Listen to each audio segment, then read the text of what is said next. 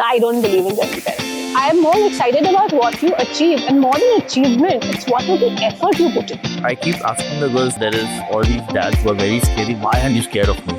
Yeah. I just laugh it off. But has there ever been a place where both of you have disagreed on parenting style? Sometimes when I was discussing everything under the sun with the girls, would be like, oh my god, where are the boundaries? I've been in the tech world enough, I've read enough that for teenage girls, social media can be devastating. We're entering a world where things are very unknown. In 10, 15, 20 years, we don't know what careers will be.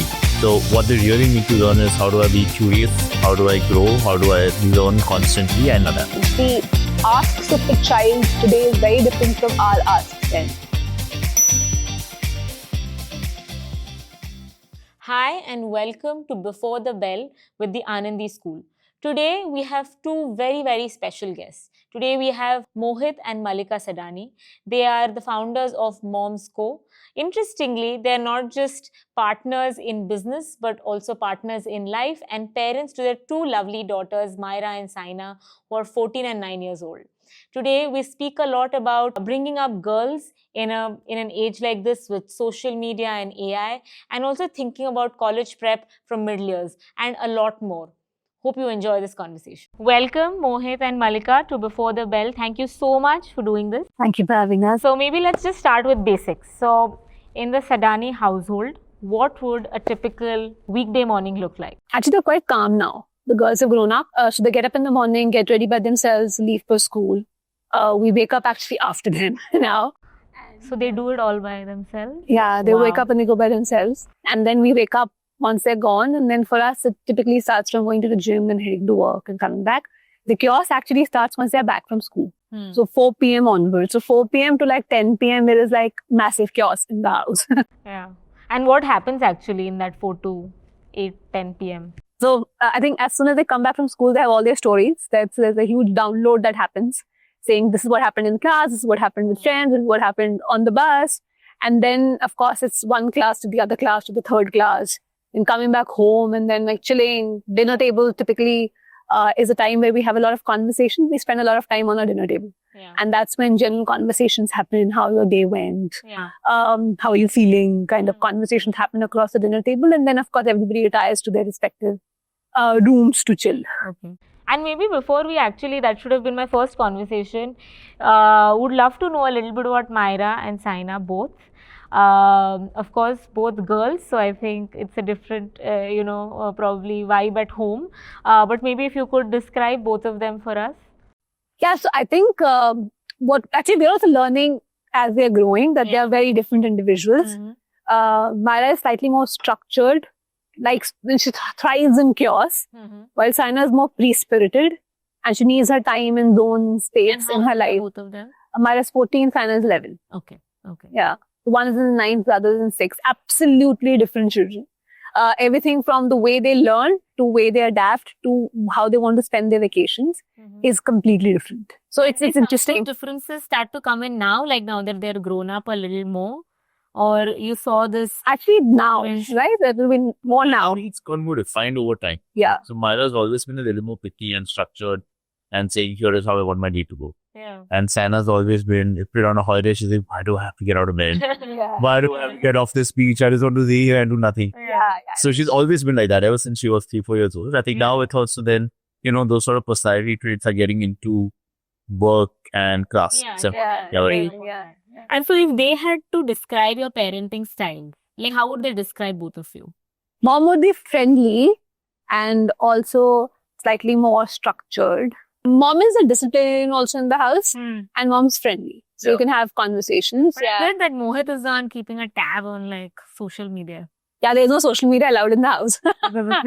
Yeah, like he's... But it's one of my quirks. So I keep asking the girls now, saying, there is all these dads who are very scary. Why aren't you scared of me? Yeah. I just laugh it off. And because in their world, they can't imagine me being scary. But I think I'm also nice and friendly. I can be scary when I want. Good cop?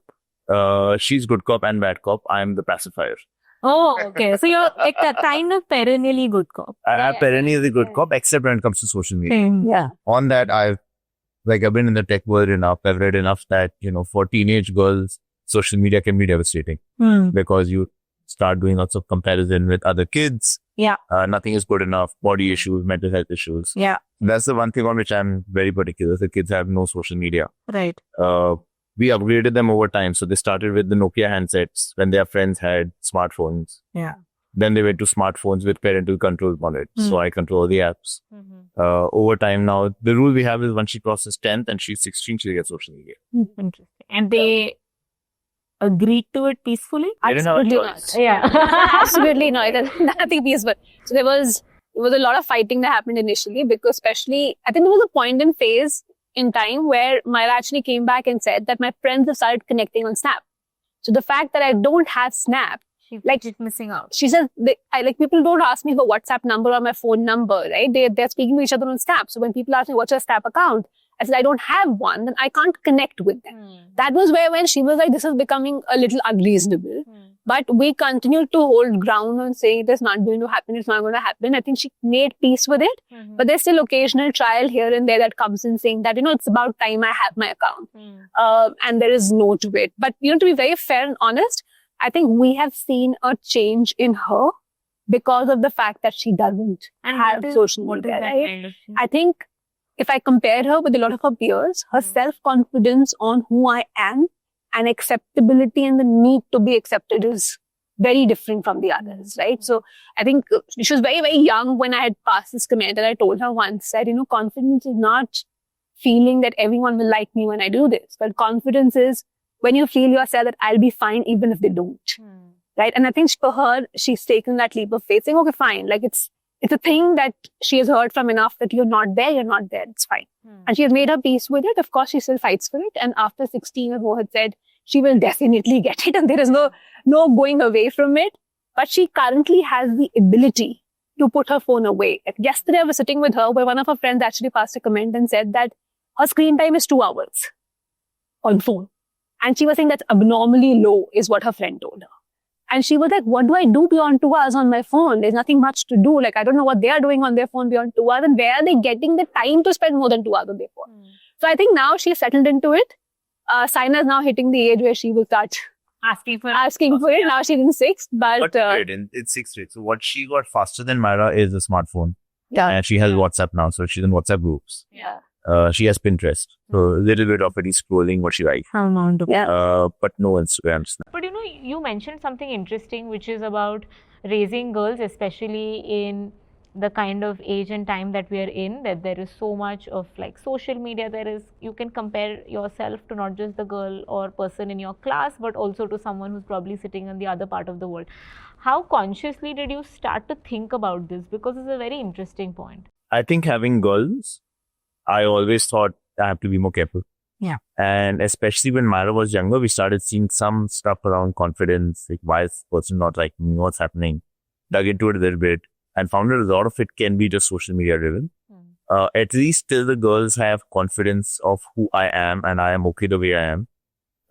There's no need to barrage them with here is what the world may expect of you. There's enough of beauty standards and everything that will come to them anyway. Yeah. So let's isolate them from it while we can. Let them get sure of what their worth is and what they are confident about. And after that, let them do the comparison they want. Right? And now that's different. Myra is today a different person who's confident of who she is and what she wants in life. It is different from her friend, which is fine. But it's taken time to get there. Right? I think if you're in this world of 24/7 inputs from everywhere else, it's much harder to decide who you are and what you really want to do. And if you're constantly trying to fit in, Especially at that age where you're so impressionable. very impressive. Yeah. And you just don't get downtime, right? I think Because you're constantly stimulated in that sense. I mean, one of the things which, when I watched the series Adolescence, did you guys also watch it? I think one of the things which I kind of related and didn't relate to was that, so I changed many schools. So I changed about 6-7 schools and, very easy for the new girl to get picked, right? Like if you're changing schools so often. But the one saving grace was that there was no Facebook, there was no WhatsApp, there was no Orkut, none of that. So I could very easily in the first few weeks when it's a little rough, come back and just switch off from it. As against now, I don't think kids can really switch off probably from whatever dynamic there might be in friends or schools when they come back home. They're a lot more connected, right? Yeah. So one of the interesting studies that's been done is when we were growing up, right? Every person had 3 sets of sort of friend circle. Hmm. One is their core school group. Hmm. One is their bus transport group or whatever. Hmm. One is your housing society. right? Yeah. And those three are typically not interconnected. Yeah. So if you're having a shitty day with one of the groups, your other two are disconnected. Yeah. Like today, when you're on 24/7, literally one shitty conversation will continue and plague you across WhatsApp groups and this. And then social media takes it to a new level because it's not just personal, it could also be anonymous. Yeah. Right? Yeah. And cases of anonymous bullying scale up rapidly. Hmm. So I think it's just much easier for kids to not be, even in the zone to get targeted. I think this ability to at least try and switch off is something so important as adults also. And now thinking about the same construct, even for kids growing up, having like different circles, more disconnected, and where they can actually find peace in different friends is also quite important. Yeah. Do they have those kind of circles now where they have friends separately who probably are of different interests, housing society, some are from school? No, not much actually. I think Sana would. Right? Sana's still at an age where she has the time. Right? And she is... Because of the time. See, Sana's also very social. So she makes an effort to say, we moved apartments 3 years ago. She wants to be in touch with that group. And even if it's not on a daily basis, at least once in a month or something, she will plan something. Yeah. And she'll say, I want to go there for a movie night. And so she maintains those relationships. And in 6th grade, she has the time. I think by the time it comes to Myra's, that she's in the 9th grade, So she's short on time. she just doesn't have the time for it. Yeah. And I also think that the exposure of too many groups starts reducing as you start growing much older. Like your circle starts becoming a little bit smaller. So I think it just becomes harder. The way now you also describe Saina and Myra is a little different, right? Like one is very structured, the other is go with the flow. Maybe also could be because of the age. One is into ballet, the other one is into reading, is a lot more social. So that parenting then involve different style for both of them? Oh, very different. Yeah. Very different. So Myra is actually a child that I can very easily handle. Because I kind of see her as a reflection of mine. Like that's how I was growing up, right? Like you set a target for her and then say, okay, this is where you start striving towards, and she starts going towards that. Saina, on the other hand, is far more free-spirited. So it was just really funny that we were preparing them for exams. With Saina had an exam for the first time this year. And I just couldn't teach her much. I just couldn't teach her. Because it was just so different, because the way we learned was typically the way I taught Myra, and that's how she learned. But Saina just couldn't follow. She's like, what are you doing? Why are you underlining the whole book? I'm not going to read the whole book, right? And then I was like, okay, then how are you going to prepare? So in the end, she said, you please back off. I will do it my way. And then, she would upload the whole chapter on ChatGPT. Interesting. And then she would tell ChatGPT, quiz me on it. And tell me all the possible questions that something made, right? And then she would generate questions, and then she would do a quiz with chat. And then she would score herself on it, right? And she's like, don't ask me to say word to word everything in that document. I don't want to do it. Let me just try and understand if I actually understood the concept, because that's far more important than anything else, right? So I think she learns from a lot of external stimuli. She loves maths. She's very good at maths, because again, it's problem. You throw a problem at her and she'll try and solve it her way. She loves playing games. So there was a point in time, as Mohit said, right, there's parental control on timing on how much screen time you get. But now, just the other day, Mohit and I were having a conversation saying that, okay, I think we need to pull back on gaining control from Saina, because the way she's thinking, she'll end up becoming a good coder the way she's trying to play and do this, right? So there's also a hidden this thing on possibly she might be going in that direction, and hence just give her the opportunity and exposure, but just make sure what she gets is appropriate in taking her in the direction that she might want to pursue later. So it's very different.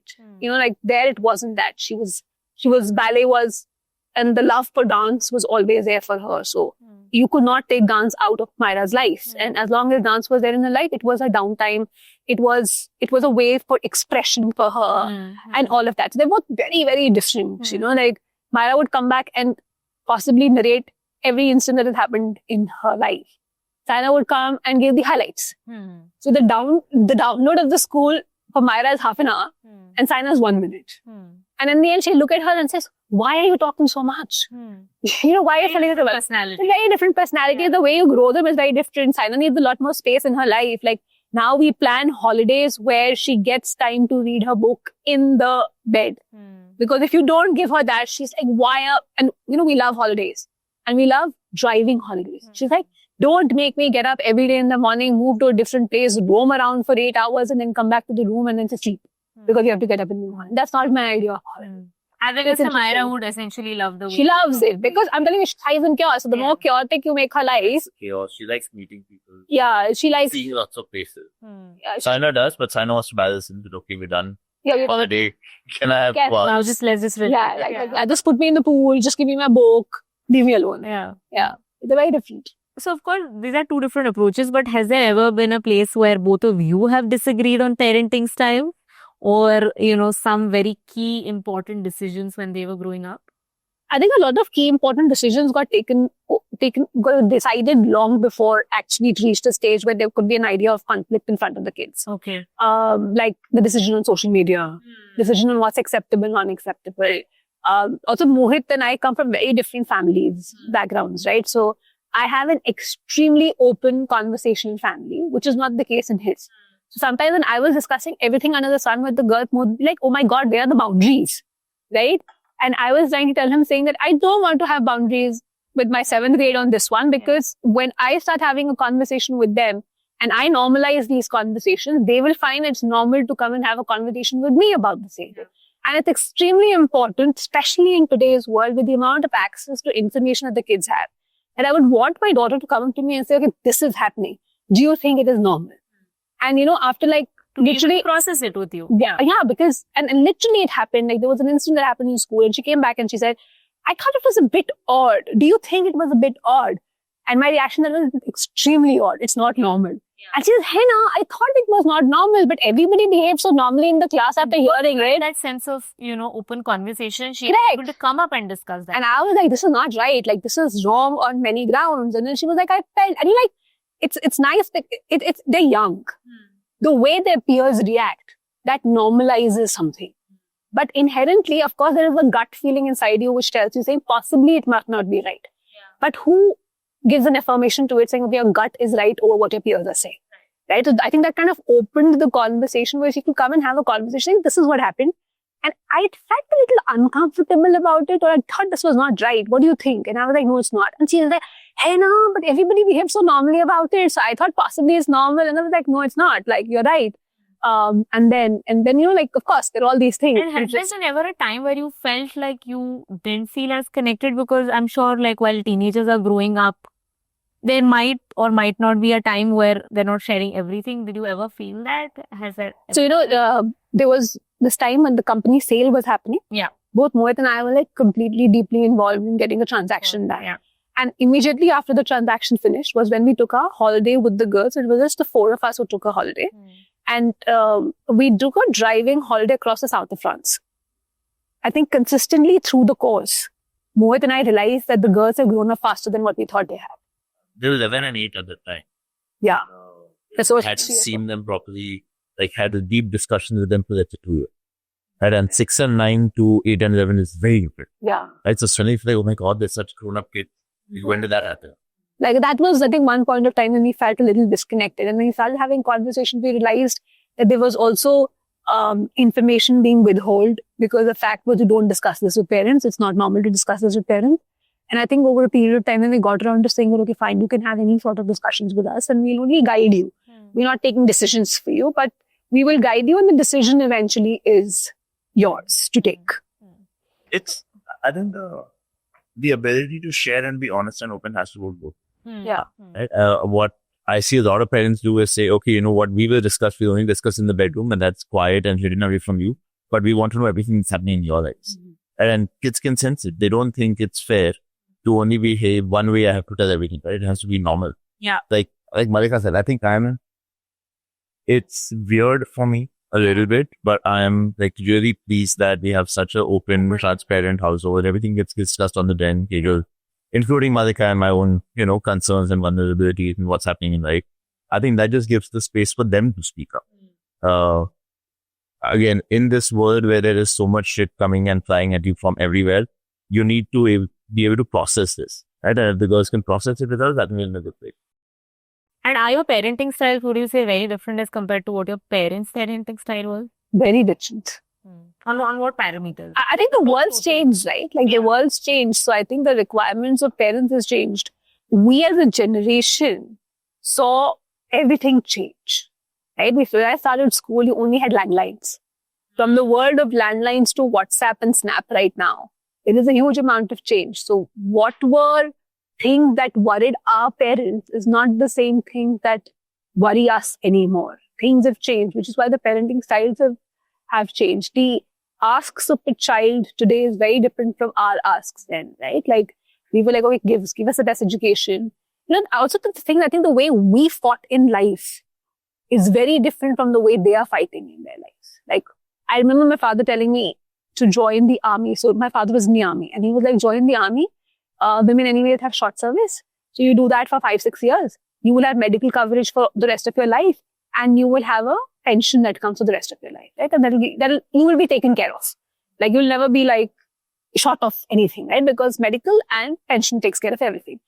And I told him saying, I don't want to join the army. And his first instant reaction was, then you're on your own. Then you're on your own. I cannot help you in the corporate world. You will have to fight your own battles. It's a bad world out there, but you'll have to be sure of, I can't get you a job. I can't make any recommendation for you. I can't do anything. So you're on your own. Do you still want to go ahead and do that? And I was like, yes, I'll go ahead and do that, right? So getting into it from everything on getting into the engineering college to making a decision to do my MBA and all the way through was my decisions, and I was responsible for it myself, which meant I had to work really hard to not just to prove to myself, but also to my parents saying that, okay, I can take care of myself. Yeah. Right? Which is a different fight altogether. You're fighting for survival. You're fighting for getting the next monthly paycheck. Yeah. This is not what they are growing up fighting with, right? Like, their aspirations in life are very different from our aspirations in life, because the way they are starting on life is from a point of privilege, which is very different than ours. So I think it's very different. So the way I think you train someone for survival or you train someone for thriving is very different, which is why the parenting styles completely change. Do you think that dynamic and what everyone criticizes the entire piece around gentle parenting can be balanced? I mean, this is what a lot of millennial parents are essentially feel sometimes guilty of, is that are we too gentle or are we not? Because they were the parenting that they received was like the one which was in the direction of survival. So that was very, very different. Yeah. And then the response essentially is to probably just go 180 degrees and be more gentle. I don't believe in gentle parenting. Like, I'll just like voice it up front. I don't think we tried it for the junior school of both the kids. Yeah. And my kids came back saying that, I remember it was a competition the Saina participated in, and she came in 4th in the thing. And she was like, Mom, I came 3rd. I said, no, you did not. And she said, no, I came 3rd. And I was like, no, you did not. And I showed her the video and she's like, okay, it's what, how does it matter? It's just a number. Yeah. The participation is a real thing. And that day I just sat back and I thought, saying that, excuse me, like, where is your... We are not celebrating participation. Yeah. And I was like, listen, I'm not excited by your participation, right? Yeah. I'm more excited about what you achieved. And more than achievement, it's what is the effort you put in. That's right. You asked me to come for the sports day. And if you were selected for your, like a 400-meter race, I didn't see you practice for it before. Then you reach there and you think you just stood 3rd when you didn't in the first place. And then you're comfortable about the whole thing. So I think from that point onwards, I started telling the girls, and I have this practice with Myra, Saina's still a little young, where every month I would ask Myra, saying, Myra, where did you fail? I want to know, where have you failed? And if you don't have an answer on where you have failed this month, I don't think you've grown this month. Right? Because failure is a very important thing. Habit of reflection. She reflects. Wow. No, I think she has reached her habit. I may not be of reflecting and coming out very strongly of where she has failed, because there's still a little resistance in accepting it. Yeah. But the fact that failure is okay and failure is important for growth is settling in. I'll quote a little very simple example, right? So Myra's preparing for an Olympiad, which she has to appear in next year. And what Olympiad is this? The AMC 10. Okay. For maths. And then, so she goes for these classes to attend. And Thursday is where one of her classes happens, where a discussion happens on what you're doing. At the end of every class, when she started, she would come out like completely in a very bad position, saying that, what the hell am I doing? Right? And she's a very bright child. And she's like, I couldn't participate in the class. I didn't understand what was happening in the class. That happened one Thursday, second Thursday, third Thursday, the fourth Thursday. And we were watching this by the side. The fourth Thursday, I walk in and I see it's post Thursday. I come in a little later. Myra is sitting on Mohit's lap in the drawing room, literally cuddled up as if, and he's holding her like this. And she literally cuddled up saying, just hide me inside you somewhere. Like literally. And that's in Mohit's holding. And then he's having this huge conversation with me and saying, why does she have to do it? Because she's not liking it. It's putting down her confidence and all of that. And I let it pass. I like have the father and the daughter have a moment. Father like, yeah, he was like literally like venting out saying, this is not right, you know, like on whatever. And then what happened? She finished her tears. He finished his frustration out saying, this is not normal to put in so much this thing. And I kept quiet. And then I told Myra saying, okay, fine. From my side, you cannot, if you want and if you choose, next year, do not appear for AMC Day. I have no problem. But you will show up for the class every single day. At least that's the deal that you and I will make. I will take away all expectations from you from this examination, right? But I want you to show up for the class every single day. She said, okay, I'll show up for the class. She sat for 2 more classes. 3rd class, she walked out, jumping out of the class saying, oh my God, I understood what they taught me today. By the end of the next month, she was like, I answered the questions today. By the end of another 15 days post that, she started enjoying the class. Now she's correlating her school curriculum to that as a benchmark, right? I think, and I told her that it's not always about succeeding. You're very comfortable in your school because you're doing well in 100 other things in your school. That's right. Right? But the world's not your school. Yeah. The world is much larger. And you have to learn to accept failure. And once failed, learn to show up still the next day. Yeah. Learn a little bit more, till you get comfortable in what you're doing, because life's not a perfect. And this is an excellent example of how to instill at least some sense of pursuit of excellence. Because, I mean, for many urban parents with double income households, for example, there is a lot of just traveling between bubbles, right? Like you basically get out of your AC bus or car, you go to your condo, you come back, you go to the school. So there is very little exposure to the real world in that sense. So, in that survival growing up, which jo ghisne ki ability thi, The resilience. yeah, that is very little. Yeah. So I think this is an excellent example of actually showing them what excellence really means at the global level. And that you're not, even if you're winning in your class, that doesn't mean that, It's a class of 60 kids at the end of the day, right? Like it's nothing in the whole context. Growing up, kids have to get used to doing hard things. Yeah. Because I'm such a big fan of sport. Right? You have to go out there, put yourself out, fail, get up and try again. That's what sport teaches. That's what these tough classes teach you. So if gentle parenting also means that, if there's anything that's a little bit tough or harsh on the kid, we will not do it. Essentially what you're also saying is, the first time the kid goes out, whether it's their college or whether even after the college, the first job, I'm okay to then dump them saying, okay, now now I've given you zero practice on anything that is going to be hard in life. Here's the first really hard thing you ought to do, figure it out. Yeah. And I think that's very unfair on the kids. So give them practice. While they were growing up, and of course, still in progress, but like, did you ever worry a little bit about what privilege would mean? Yeah. How they're growing up? Yeah. Constantly. Constantly. I think everything from even choosing the house where we are living in currently. Because you can't fake scarcity, right? No. How do you, it's hard to do that. You can't fix scarcity, but you can set aspiration. Yes. They had this amazing conversation with a friend who was far better than us. Right? Yeah. He's got an IPO in his company. So the question was to him saying, okay, how do we figure out this privilege? He said, I want to figure out privilege. This is the baseline. But if I see the people that they hang out with, those guys live in mansions and travel in private jets and are running much bigger company. So it's really a question of, yes, there is privilege. But can you then set a hunger and a drive in the kid to say, okay, when I see my starting point, that's not the finishing point, right? I can see what a finishing goal looks like from here, and I'm driven enough to do it.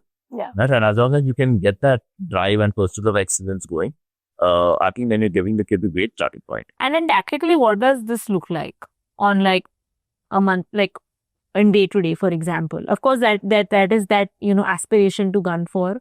But what are opportunities for parents to even think of how to instill that in their growing children, especially in a world which is a little bit filled with privilege sometimes, especially in households like you? I think just saying yes to everything that they ask for is not possibly necessary. And I think something really important is saying that, okay, if I can give you X, what can you make out of it? Or if you want to do something really particular, what is it that you need help from my side? My job to give you all the resources for it. But can you take the resources to create something really well?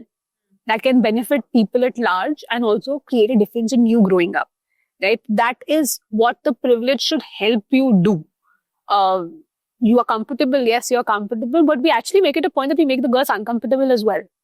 So there are like these instances where we've traveled business and sent them economy, right? So to know the difference between what privilege feels like and what privilege doesn't feel like, right? And They go for summer camps. So the first time we did this, it was a long debate in the house. How can we do this and so on. The debate between both of you. Yeah. So, but look, as the kids are grown up enough, they don't need a leg room.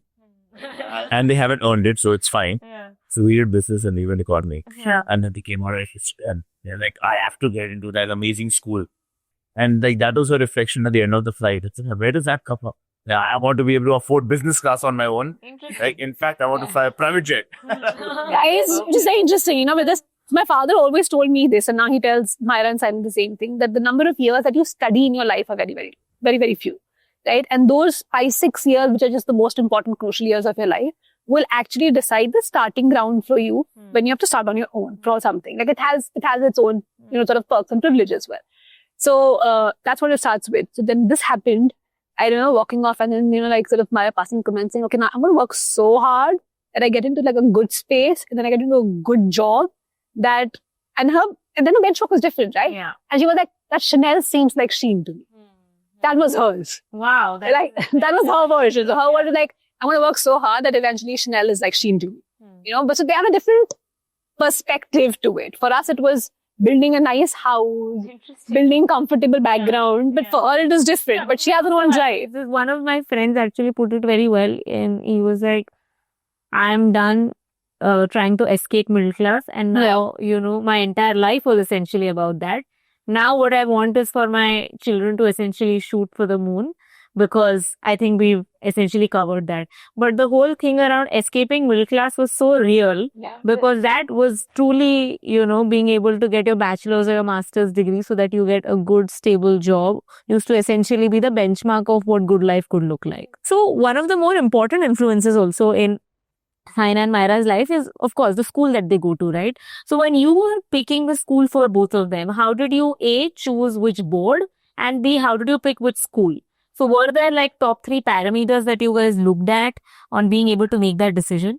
Let me go on the board first. Yeah. Because that was another long debate. Yeah. I think one of the other strong points that you had is we're entering a world where things are very unknown, right? This was pre-AI when we had trade the same, right? Now it's a lot more. That in 10, 15, 20 years, when it's really relevant and the kids are at their peak in the career, you don't know what careers will be. Yeah. You don't know what skills will be important. So what they really need to learn is, how do I be curious? How do I grow? How do I learn constantly and adapt? Right? And then when you look at the different boards, I think it became very clear that IB teaches you that a lot more from a young age to be able to be very adaptable and grow. And we thought that, that's a great baseline and benchmark to set. Yeah. Which is why IB was the course feature. And did they go through IB throughout, or first they essentially went through national curriculum and then switched later? They did national curriculum and then moved. So first, preschool for both of them was Montessori. Because I think that sort of give them a lot of space to explore themselves. Then there was a little structure in doing an ICSE board that they did for the primary school.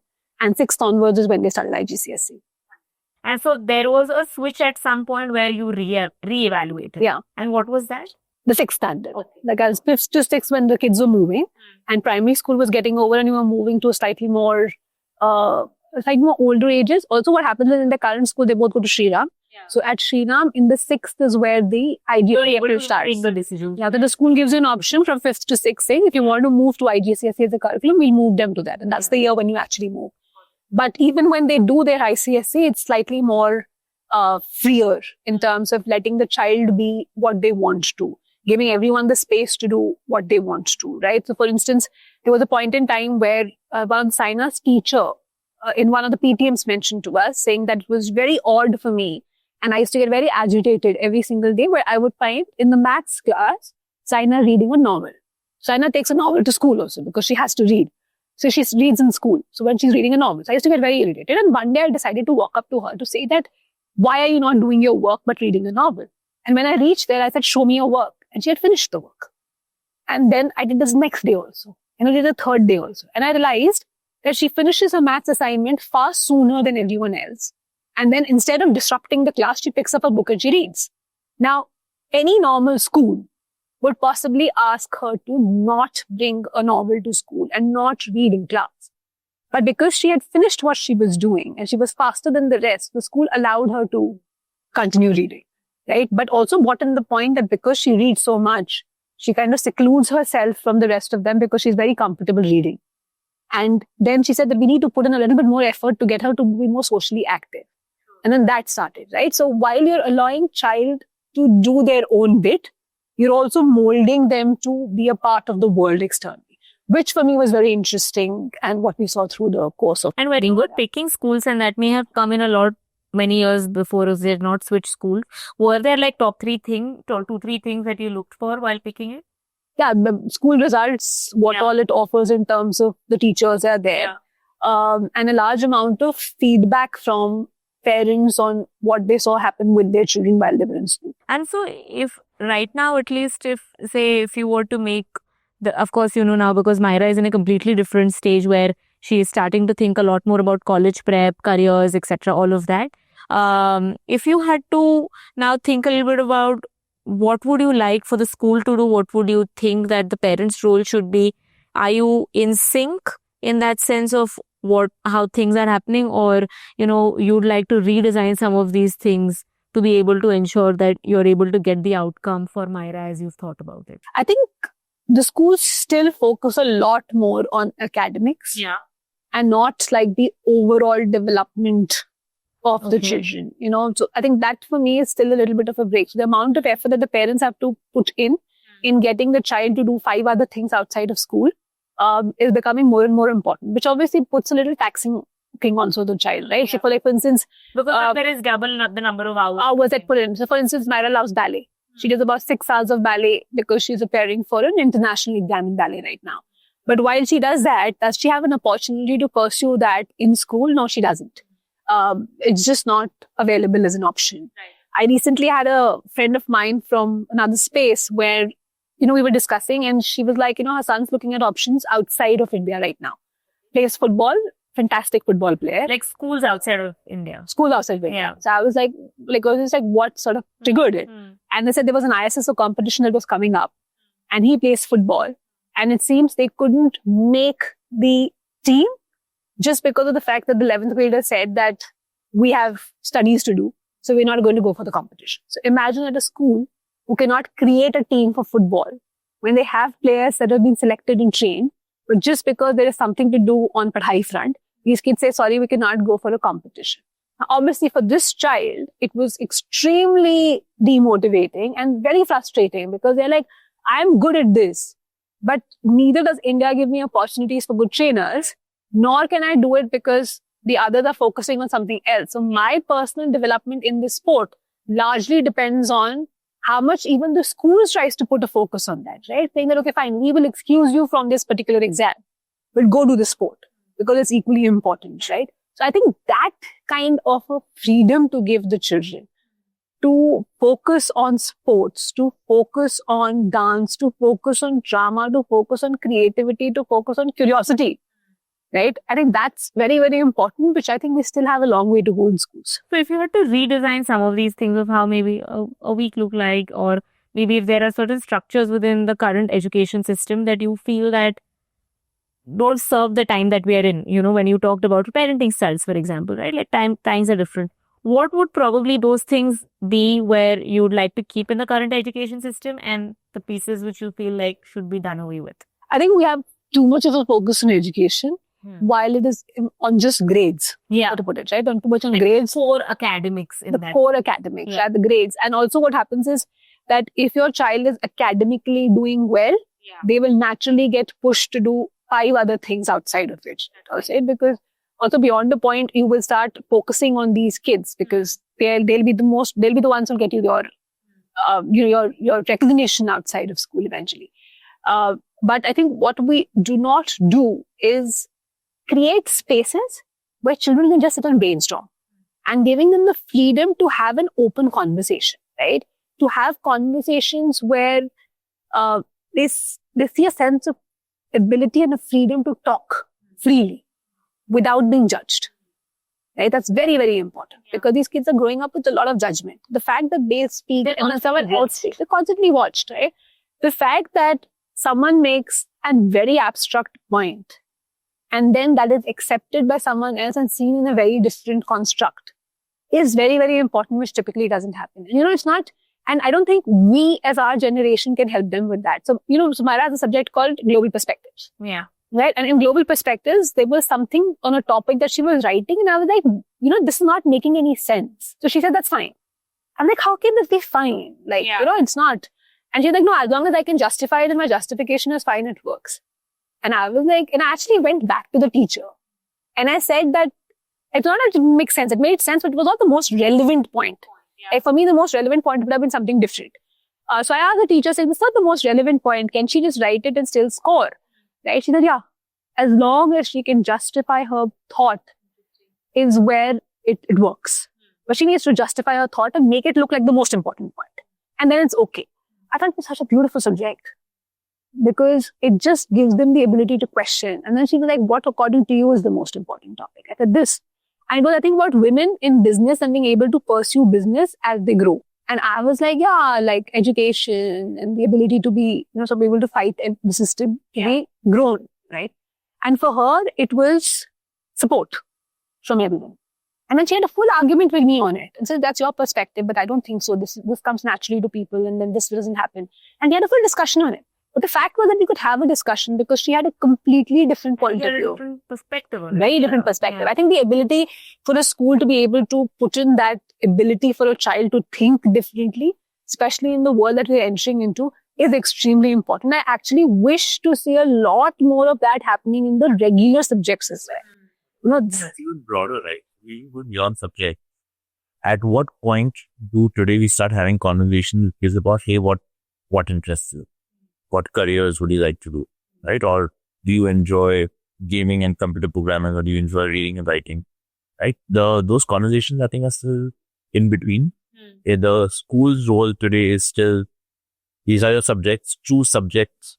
And I don't know how you choose subjects. You have to figure it out, but hey, why don't you choose the subjects at some point of time and then score well in subjects? That's right. Outside of that, yes, there is debate, there is dance, and there are some extra characters, but there's never a conversation on what are your genuine interests? What do we think you can excel at? Can we give you more exposure? That's right. Can we create more opportunities to maximize their potential? To maximize each individual kid's potential. I think today a lot of that job is left on the parents, right? And that's what then makes, all these classes and time spent outside of work. And then they're working like 12, 14 hours. It is more. So Maya just did an exploration on subjects that she would like to pursue in college. It was 60 hours. Wow. It was 60-hour exploration across everything from philosophy to science to computing. But it was a 60-hour exploration. It's a lot of time when you have regular school happening to put aside to do. So, yeah, it's interesting. So now, for example, Myra is going for the Math Olympiad classes.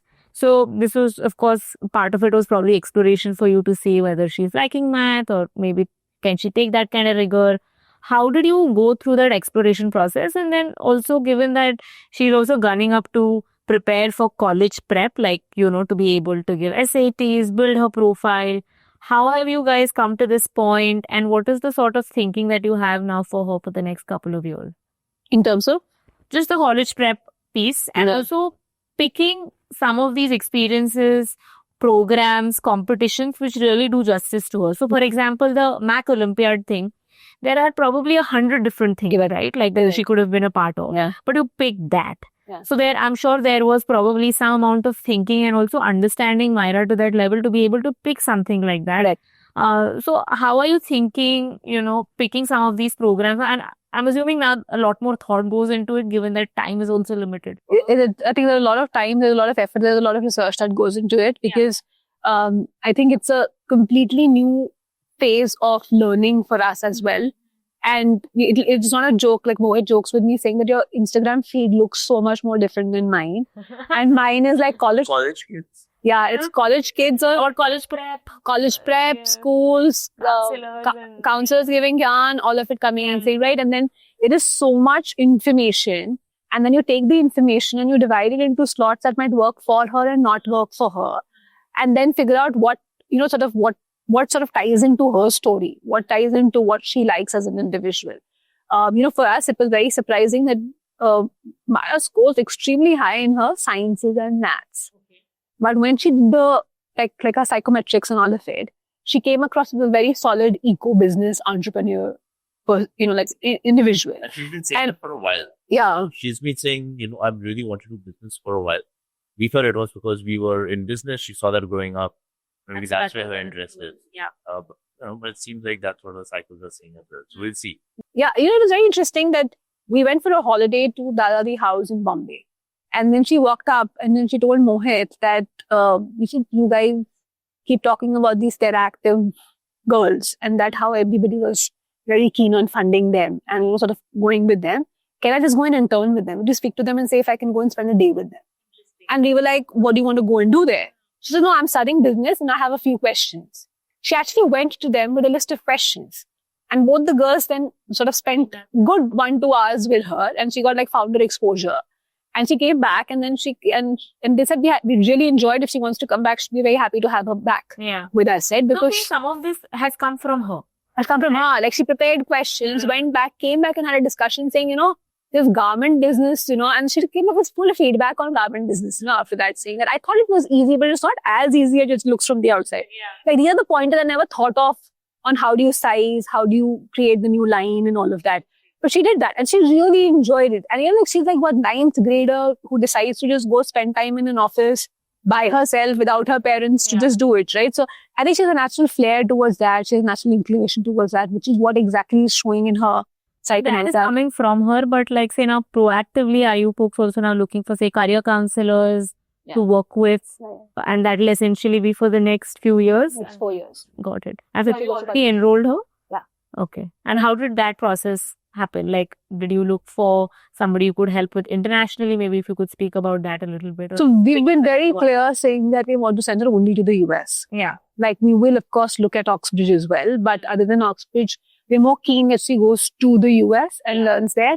I think a large part of that stems from just the education system that they have, which is very different from ours, right? Like in terms of how much you can do. And honestly, I strongly feel that, okay, fine, I did my engineering and then decided to do MBA, like completely different lines of business, right?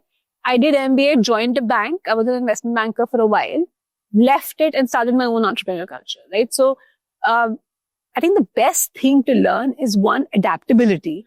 And second, building a strong set, growing up with people who are very aspirational in life and come from different grounds, have very different thoughts. Right? That's what a good college does for you. They're really smart people. They're doing very different things in the same campus. And someone's doing law, someone's studying medicine, someone's studying engineering, someone's doing everything. And you land up making friends with all these people with different perspectives on what different parts of the world look like, right? And each one of it goes really deep. And what US allows you to do is also change vertical. Expecting a 16-year-old child to have decided this is what I want to do, get into a college and realize that, okay, this is not meant for me is very obvious, right? And we have to be okay with it. But then if you're stuck in a college which doesn't allow you to move, then the child is also stuck and spending 4 years of your life doing it, right? Like we realized through Myra's exploration that she's not the child who wants to spend time inside a lab doing research. Or again, coming from, she thrives in chaos, right? So she needs a lot of chaos happening in her life for her to do really well in her life.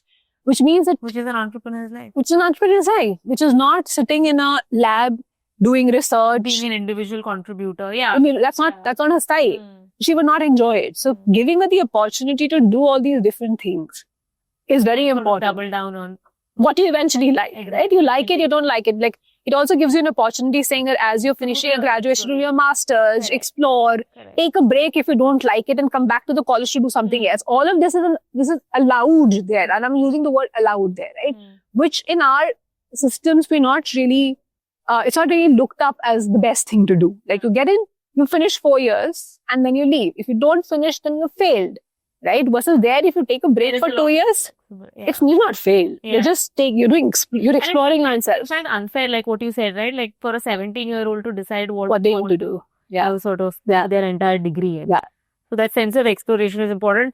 Last couple of questions for you. So if there is one career myth or, around that probably you see in teenagers today or young folks coming in? What is that one myth that you would like to break?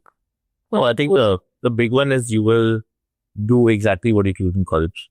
Yeah. Right? I mean, there's some flexibility, but Malika's on a fourth career. Yeah. Effectively, I am on career number 5. Yeah. Engineer, MBA, entrepreneur, investor. Yeah. So I think life changes, and what you start with in college is really what you will end up in. And be ready to adapt and sort of refine yourself and be okay with that. And is there one particular skill that you would say that you would love your teenager to, maybe technical skill or otherwise, for them to adapt and learn? Yeah, for me, it's resilience. Like I use the word very often with both the girls. I said, please just don't give up. As long as you don't give up and you show up every single day, something will come out of it eventually, right? But the day you decide it's not for me and I'm going to give up on it and just not try. The moment you stop trying, the moment you stop failing, that's where you're not progressing. So for me, it's that. I think. For me, actually, the most important skill is curiosity. Yeah. Again, we live in a world where 24/7 you have a barrage of information. If you're not curious, then you will just get taken along with whatever information comes to you, right? And the algorithms of the social media will decide what you're interested in. It's only when you're curious and you search for different things that you can choose your own rabbit holes. And so, I mean, that's in fact kind of evidence in both of your careers as well, right? Like, because now you've switched, you were an engineer, then you were a banker, MBA, all of those things, and then now you're an investor. I think the ability to keep learning and relearning, I think, is now evident, especially in even your careers, the very many years of graduation. Yeah. So, wonderful. Awesome. This was a great conversation. Thank you so much. Thank you. It was fun.